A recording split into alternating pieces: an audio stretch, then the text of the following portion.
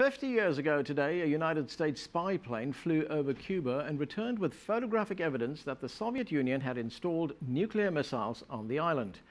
U.S. ultimatum that the missiles be removed and the crisis that followed was the closest the world has ever come to an all-out nuclear war. Our correspondent Michael Voss joins us now from Havana with more on this. And Michael, are the Cubans marking this anniversary in any way? And there have been a series of articles in the official newspaper Granma marking the event from a Cuban perspective. For the 40th anniversary 10 years ago, they held a huge international conference and invited leading American and Soviet players, including the former Defense Secretary Robert McNamara. But many of that generation have since died, and this time there'll only be a small local commemorative event. There is still one Soviet missile in Cuba. It's a museum piece, but in its day it could have dropped a nuclear warhead on New York or Washington.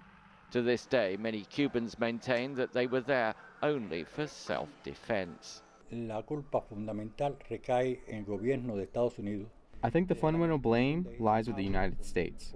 From the very beginning of the revolution, the objective of both the Eisenhower and Kennedy administrations was to destroy the Cuban Revolution, using every means possible. At the time, Fidel Castro faced continued efforts by the United States to overthrow the Cuban Revolution. So he agreed to a request by President Nikita Khrushchev to install Soviet ballistic missiles on the island. Suddenly, the veil is torn from the Russian secrets. On October the 14th, 1962, they were photographed by a U-2 spy plane. Another photo revealed a surface-to-air missile assembly depot, sparking a crisis which brought the world to the brink of nuclear war. To halt this offensive buildup, a strict quarantine on all offensive military equipment under shipment to Cuba is being initiated.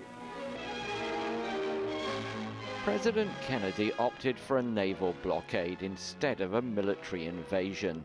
After a week of quiet diplomacy, the Soviets backed down in return for a US promise not to invade Cuba, along with a secret agreement to remove US missiles from Turkey.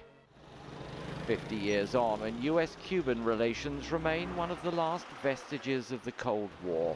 Washington is still trying to unseat Fidel and Raul Castro and isolate Cuba through its trade embargo and other means. The missile crisis may be part of history, but fears about nuclear proliferation are still around. Only this time it's Iran rather than Cuba that's in the news.